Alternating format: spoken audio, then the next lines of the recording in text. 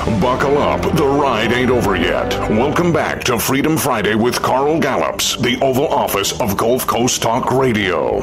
All right, folks, welcome back. So glad to have you with us. So, Mallory, is that Mike back on the line? That is him? Okay, fantastic. Let's go ahead and get Mike back on. All right. Mike, are you there with us now? I'm here. We got the string tighter on the cans. Yeah, we got the string tighter. Well, we had a little glitch here. Listen, we're on the Gulf Coast. We've got some amazing electric storms all over the Gulf Coast, and so and our phone line took a hit there, I think, for a second, but everything's back up. It all rebooted. It's back up, and that's just, those things happen, especially during the summer months. Anyway, redeem the time. You get back on with whatever you were talking about. I know we were talking about the pot thing in Canada, but I also know you wanted to get into talking about Turkey and the Bible and what's happening in the geopolitical realm. Yeah, I just wanted to tie all this in with Turkey because Turkey represents a place of powerful Christian influence. But today, Turkey has fewer Christians than Syria, where there's a total devastation of the country is happening in Syria, and yet there are more Christians in Syria than there is in Turkey right now. Yeah. And yet Turkey is mentioned throughout the New Testament. It was home to the 7 churches of Asia, which is where the book of Revelation was said. The letters to the churches in Revelation were all sent to Turkey. That's right. And John, the Apostle John, he's supposed to have taken Mary to Ephesus, which is a church in Turkey. And guess what? The largest church in the world for 1,000 years was in Turkey. Mm-hmm. I mean, it's amazing, and I think that the devil was like, there's so much activity going on in Turkey right now for the kingdom. I got to put my embassy there, or Pergamus at the time, but is a modern Pergamum, and I believe he was referring to the Pergamon altar, and that is an amazing story. Maybe we should tackle that after the break, but that is an amazing story. What happened there and its connections to Germany, which I believe is the leopard of Revelation, is Germany. And there are things happening in Germany right now with respect to the Pergamus altar that I think that we may see a stock shift at the end of 2019, early 2020, when it comes to Germany, the leopard, and the Pergamon altar. Okay. Because that whole thing was moved to Germany in the early 1900s, and guess what? 2 world wars broke out after that. Yeah, and let me just jump in for those that are new to the Word of God or do not know what we're talking about. In the book of Revelation, chapter 2 and chapter 3, that whole book of Revelation was written first to, John was directed, give this to the 7 churches that are in Asia Minor, which it wasn't called Turkey back then. It was part of the Roman Empire, Asia Minor, to the 7 churches. So there are letters to the 7 churches. Those are real churches, real time, real letters, real messages to those churches. One of them was in the city of Pergamum, which is squarely in the heart of Turkey. And in that letter, Jesus himself tells John to tell the church, he says, I know where you live, Jesus says. You live where Satan has his throne on earth. Jesus says that twice. So something about that area of the world, which became the Islamic Caliphate of the Ottoman Empire, and now under Erdogan, it's rising again to be the Ottoman Caliphate the Islamic Caliphate of the world. It's like God brought his nation back, Israel, so Satan's trying to counterfeit it and bring his nation back, an Islamic Turkey. Mike? Yes, and the Pergamon altar, which was in Pergamus, it was dedicated to Baal and Ishtar. Mm-hmm. And a German engineer named Karl Humann, he dug that thing up in 1886, and he moved the whole thing to Germany, and they built an entire museum dedicated to this thing. It's still there. And then World War I broke out. They tore the whole thing down, rebuilt it to perfection, and then World War II broke out, the devil killing 6 million Jews and tens of millions of other people. But guess what? At the end of actually September 2014, they shut the thing down again, and it's scheduled to reopen by the end of or early 2020. So I wonder what's going on there right now. We may see a shift in Bible prophecy back towards Germany and Turkey. I mean, look at this week. Turkey, Erdogan just solidified his power, getting rid of the office of prime minister and solidifying his whole caliphate. Now he is a caliph in that area where the church essentially began. I know it began in earnest in Israel, but I mean the church spread out into Turkey, and that's where I mean, that is where the heart of Christianity really took root in the world, was in Turkey. Yeah, the Apostle Paul came from there. When the church sent out for him, they sent out to him, what was he known as? Saul of Tarsus. That was in Turkey. You know, I mean, so much is tied to Turkey. Saul of Tarsus. Listen, when Abraham was brought out of Ur of the Chaldeans, God didn't take him straight into the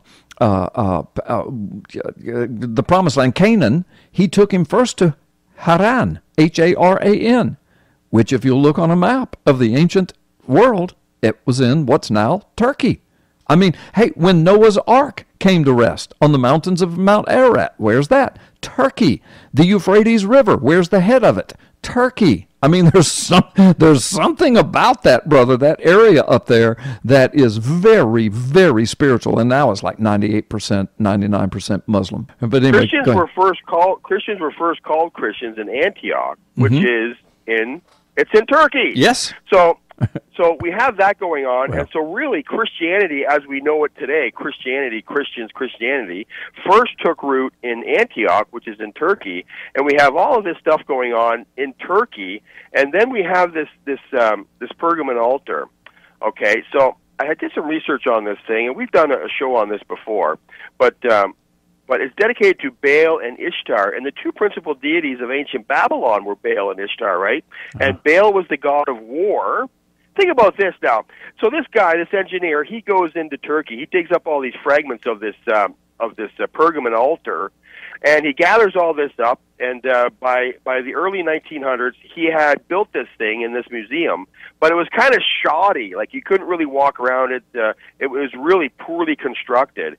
So, and then World War I breaks out, which involved Germany, and there was a triangle axis of powers there, and then you had, and then Germany loses that war, and then they tear this thing down, and in 1930 they built this thing. If you guys Google Pergamon altar, you can see pictures of this beautiful structure in Germany, and they built an entire museum around this thing, and they also have a structure dedicated to Ishtar on the same place called Berlin's Museum Island, and it's a popular tourist attraction there. And Ishtar, so these two altars are sitting on this museum island right now in Germany. And let me see here. I got to go back to this thing here. Okay, Ishtar. Now, the two principal deities of ancient Babylon were Baal and Ishtar. Both of these structures are now in Germany on Museum Island, and Baal was the god of war. Right, so here we have they moved this temple, this Pergamon altar, to Germany. Two world wars break out, Carl. And what is the Second World War? What is it focused on? It is focused on one of the two witnesses of the Book of Revelation, which is Israel. Right. Well, may I also say very quickly? So really was World War I. They just weren't able to pull it off. World War II came out of World War I. World War II, if Germany had won that. You know, if that whole Ottoman Empire had not collapsed, and if Germany had not collapsed, I mean, you know, that's what World War II grew out of. So both of them were connected to trying to destroy Israel and the Jews. Go ahead. Absolutely, well, absolutely, because who does the devil hate most? Israel and the Jews, because Jesus was a Jew. The Messiah was prophesied to come out of Israel. When this happened, when this child was born, the prophets came and they said, we're looking for this child because he will be the king of Israel, savior of the world. So they went after and slaughtered all these firstborn children. I mean, the devil has always been after this firstborn ever since the garden, right? The garden. Yeah. And he's always been after them. And yet he has failed at every turn, and he will continue to fail. But I just want to keep an eye on Germany and Turkey relations in the next couple of years, because this thing could explode, Carl. It could really take off from here. The Satanists wanted to install their own tribute, a pagan idol, on the Capitol grounds right next to the Ten Commandments. Billions around the planet are witnessing a world in the grasp of sadistic spiritual darkness. This unholy alliance has infected our governments, our religious institutions, and our societies. The world appears to be unraveling. But can the evil behind these dark supernatural forces be defeated? Is everything playing out just as the Bible predicted it will in the final days? At last, you can know the answers to mankind's most urgent questions and learn your destiny among today's events in the new, unprecedented work taking the prophecy world by storm. Gods and Thrones, Nakash, Forgotten Prophecy and the Return of the Elohim by best-selling author, former decorated law enforcement officer, and senior pastor Carl Gallups. This changes everything. Available now wherever fine books are sold.